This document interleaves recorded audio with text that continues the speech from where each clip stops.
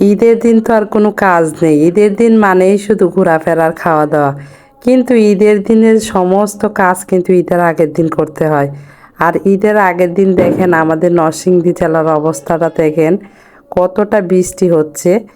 এই বৃষ্টির কারণে দেখা গেছে কোনো কাজই করতে পারতেছি না। আর একই তো বৃষ্টি, তারপরে একটু বৃষ্টি হলে দেখা গেছে কি গ্রামে বিদ্যুৎ দেয় না, তারপরে ইন্টারনেট নেই, কিছুই করতে পারতেছি না। বৃষ্টি, অন্ধকার, রুমের ভিতরে কোনো বিদ্যুৎ নেই, মানে এরকম অবস্থায় চলতেছে 3 দিন ধরে। অপেক্ষায় আছি কখন রান্নাবান্না শুরু করব। আর আমাদের নরসিংদী জেলাতে কিন্তু পিঠা তৈরি করতে হয়। তেলের পিঠা কিন্তু ঈদের দিন সবার ঘরে ঘরে থাকবে। আর এই যে দেখেন এতগুলো গরুর গোশত, আর এগুলো কিন্তু এই গ্যাস দিয়ে রান্না করা সম্ভব না। যদিও রান্না করা বড় পাতিলে রান্না করতে হয়, অনেক সময় লাগবে। তার জন্য ভাবছি যে লাকড়ি চুলায় 2 চুলায় বসিয়ে দিলে কিন্তু তাড়াতাড়ি হয়ে যাবে। তার জন্য এতক্ষণ অপেক্ষায় ছিলাম কখন বৃষ্টি থামবে। এই তো বৃষ্টি থামার সঙ্গে সঙ্গে ভিজে চলে আসলাম, এখনো কিন্তু সম্পূর্ণ বৃষ্টি থামে নাই। তারপরে আমরা ছাতা নিয়ে সব জিনিসপত্র নিয়ে এখন রান্নাঘরে চলে আসলাম। এই তো এখন গরুর গোশতটা বসিয়ে দিচ্ছি। ভাবতেছি বড় রান্না যেগুলো সেগুলো আগে করে নেই, গরুর গোশতটা বসাবো। আর অন্য চুলায় এখন পিঠা তৈরি করা হবে। আমি এক চুলায় গরুর গোশত বসাচ্ছি, আর অন্য চুলায় আমার যা কিন্তু পিঠা তৈরি করতেছে।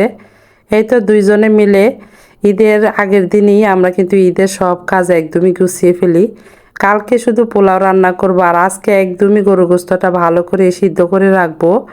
মিলেমিশে কাজ করলে কঠিন কাজও কিন্তু সহজ হয়ে যায়।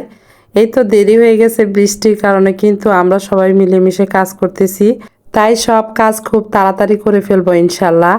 দেখেন কত সুন্দর করে ফুলতেছে পিঠাগুলো।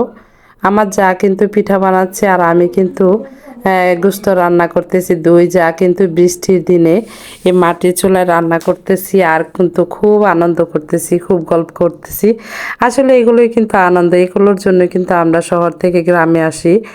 আজকে রান্নাঘরে দুই জায়ের আমাদের হাসতে হাসতে খিদা লেগে গেছে, এতটা পরিমাণের আনন্দ করেছি। কারণ আমার ছেলে এবং আমার জায়ের ছেলে দুইজনে কিন্তু আচার খেয়ে পড়ে গেছে।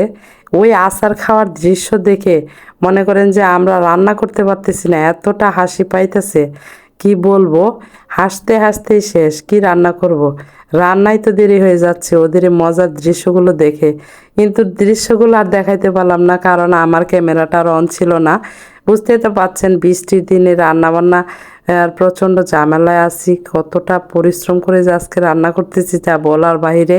তারপরও আমি মনে করলাম যে বৃষ্টির দিনেও ঈদের আগের দিন আমি কি কি করলাম আপনাদের সাথে একটু শেয়ার করি। যাই হোক, এই যে দেখেন আমার গরুর গোশত রান্নাটা কিন্তু হয়ে গেছে, মাশাআল্লাহ অনেক লোভনীয় হয়েছে।